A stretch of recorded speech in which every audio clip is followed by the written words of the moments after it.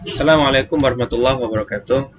Teman-teman, belajar lagi pendidikan agama Islam, yaitu pelajaran ke-8 ya, bersama Yanda Ahmad. Iya. Ya, dengan materi mari hidup sederhana dan ikhlas. Apa sih hidup sederhana? Apa sih ikhlas itu? Mari sebelum kita belajar, kita baca bismillah. Bismillahirrahmanirrahim.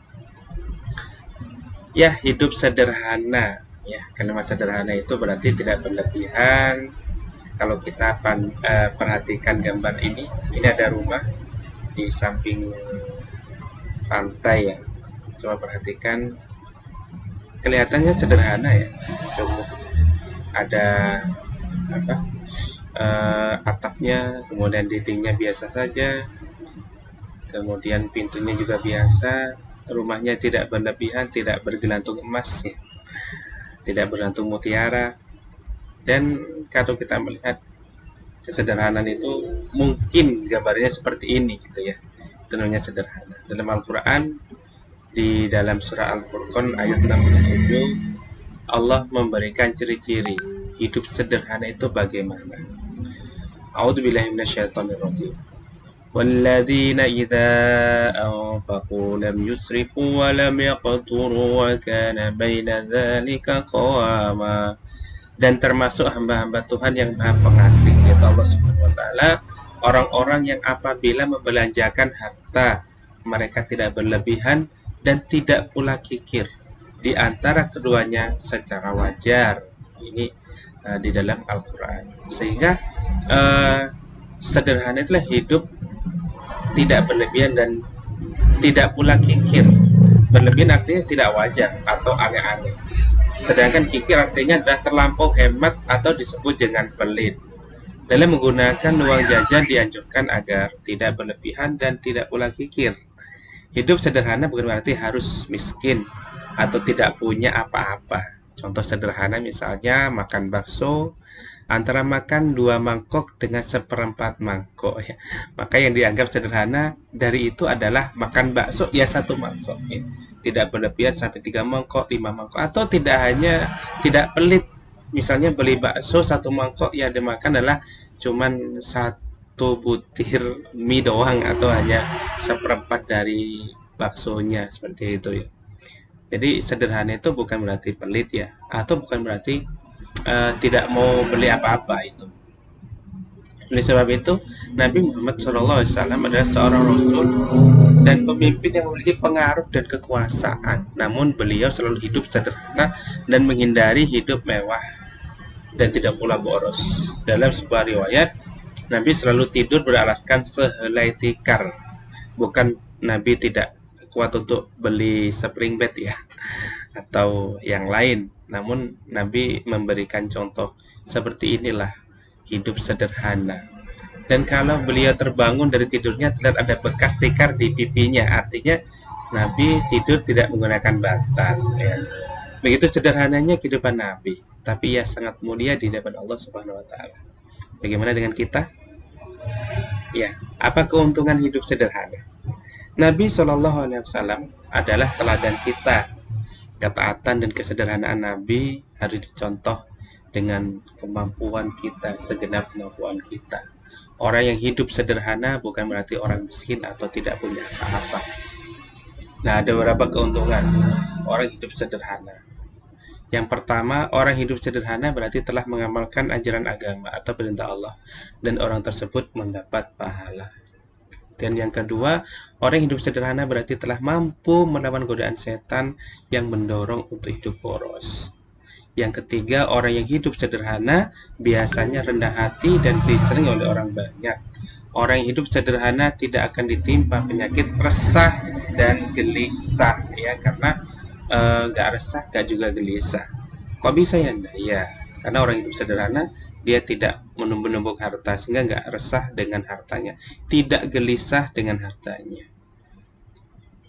Kemudian orang hidup sederhana tidak akan pernah mengambil harta orang lain karena menganggap bahwa yang dimiliki itu sudah cukup pemberian dari Allah Subhanahu wa taala. Sehingga tidak perlu untuk mengambil hak orang lain. Nah, itu adalah hidup sederhana. Di dalam surah Al-Isra ayat 27 Allah berfirman, A'udzubillahi minasyaitonirrajim.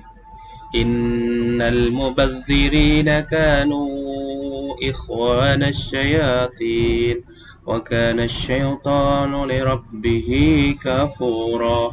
Sesungguhnya pemboros-pemboros itu adalah saudara-saudara setan, dan setan adalah sangat ingkar kepada Tuhannya. Surah Al-Isra ayat ke-27. Menurut ayat ini, pemboros adalah saudara setan, berarti temannya setan, tetangganya setan, keluarganya setan gitu ya. Sedangkan setan sangat ingkar kepada Allah. Ya, setan itu ingkar kepada Allah. Berarti orang yang suka boros adalah orang yang ingkar kepada Allah Subhanahu wa taala. Ingkar artinya tidak menuruti perintah Allah Subhanahu wa taala. Terus bagaimana hidup sederhana? Semua orang bisa hidup sederhana, tergantung pada kemauannya. Mulailah dengan niat yang ikhlas untuk hidup sederhana, karena hidup sederhana adalah perintah Allah Subhanahu wa taala. Mulailah dengan membiasakan makan minum sederhana, tidak berlebihan, menggunakan uang jajan secukupnya, sesuai kebutuhan pokok saja. Membeli pakaian tidak selalu mengikuti model, dan seterusnya. Kalau hidup sederhana tidak dimulai dari sekarang, maka sikap boros itu pun akan terus berlanjut sampai hari tua. Bahayanya kalau sikap boros itu selalu ada atau kalau sikap boros itu suatu ketika tidak dapat terpenuhi, maka timbullah berbagai macam permasalahan seperti gelisah, marah, mengambil hak orang lain, mengambil barang orang lain, menghalalkan segala cara, menghalalkan yang diharam oleh Allah Subhanahu wa taala, dan cara-cara yang lain yang itu hanya untuk memenuhi hasrat sendiri. Oleh sebab itu, jauhilah sifat-sifat boros. Baik teman-teman, selain boros kita juga harus ikhlas beramal, ya. Ikhlas beramal itu adalah melakukan kegiatan dengan ikhlas. Apa sih ikhlas itu? Kalau kita bicara tentang ikhlas, orang bilang, kamu harus ikhlas ya. Ikhlas itu apa sih sebenarnya sih? Bilangnya, saya membantu karena ikhlas, ya. Karena saya infak ikhlas. Ikhlas itu sebenarnya apa sih? Ya, ikhlas artinya adalah bersih dari kotoran. Namun ikhlas dalam hal ini adalah bersihnya hati, perbuatan hati karena ikhlas itu adalah di dalam hati. Ya, misalnya kalau dikatakan ikhlas bersedekah, artinya memberikan dengan hati bersih. Contoh lain, Pak Ahmad membantu dengan ikhlas, artinya Pak Ahmad membantu dengan hati bersih tanpa mengharapkan sesuatu balasan atau imbalan dari orang yang dibantunya.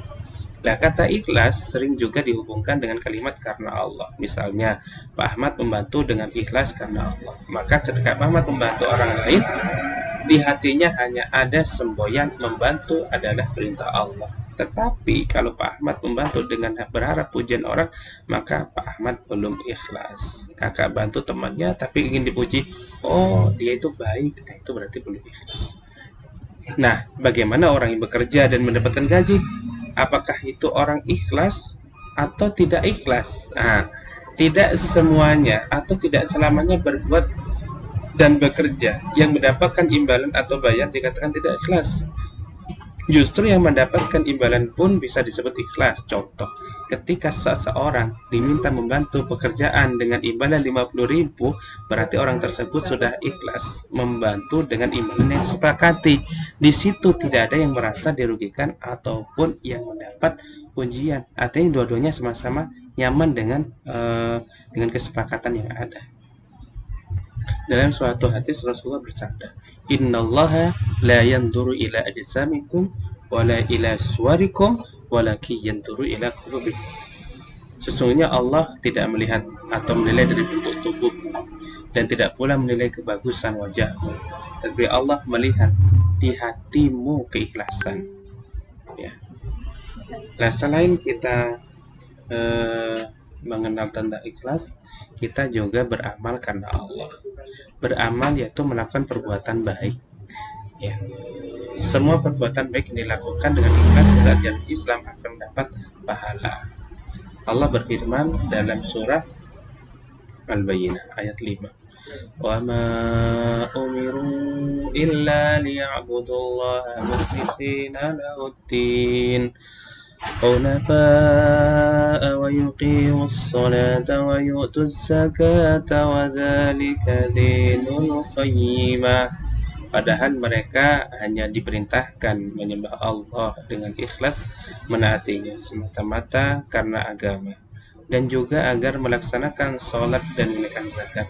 Dan yang demikian itulah agama yang lurus. Di dalam ayat ini dinyatakan menyembah Allah dengan ikhlas, berarti melakukan ibadah sholat harus dengan ikhlas karena Allah. Apabila beribadah, sholat dilakukan supaya mendapat pujian dari orang tua atau guru, maka sholatnya tidak termasuk beramal ibadah yang ikhlas. Jadi taat kepada Allah pun harus dengan ikhlas. Kemudian ciri-ciri orang ikhlas itu apa? Ciri-cirinya kita dikatakan orang ikhlas itu apa? Yang pertama, beramal dengan sungguh-sungguh tanpa mengharapkan pujian dari manusia. Pujian bukan harapan kita, meskipun ada orang yang memuji kita. Misalkan melakukan amal soleh, tidak perlu kita supaya dibilang oh baiknya orang nggak berdoa. Itu yang pertama. Kemudian yang kedua, ciri-ciri ikhlas adalah beramal dengan tekun dan rajin semata-mata karena tindakan itu adalah perintah Allah.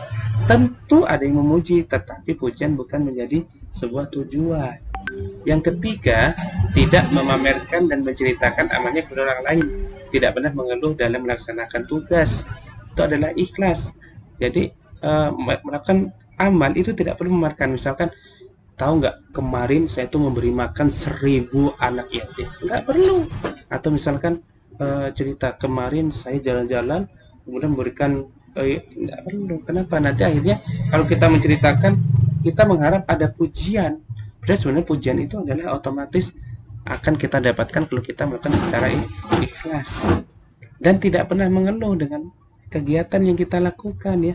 Dengan tugas, misalnya ada tugas dari Anda, kerjakan tugas ini, tidak perlu ya Anda ngasih tugas terus capek, itu nggak ikhlas namanya kan ya. Oke. Udah selesai, kita lanjut dengan soal yang pertama.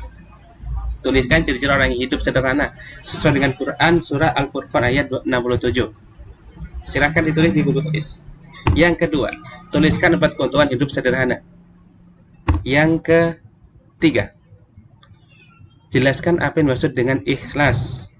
Yang keempat, tuliskan ciri-ciri orang ikhlas. Dan yang terakhir adalah tuliskan ayat yang berkaitan dengan ikhlas, Quran surat Al-Baqarah ayat 5. Oke, setelah kakak menyelesaikan, silahkan lanjutkan dengan menulis pernyataan di bawah ini ya. Terima kasih kakak. Seperti itu materi PAI kita hari ini. Mudah-mudahan dengan materi hidup sederhana dan ikhlas menjadikan kita kuntum khairu ummatin, menjadi hamba Allah yang terbaik ya. Terima kasih, sampai berjumpa pekan berikutnya. Dari Andi mohon maaf jika banyak kesalahan. Terima kasih sekali lagi. Wassalamualaikum warahmatullahi wabarakatuh.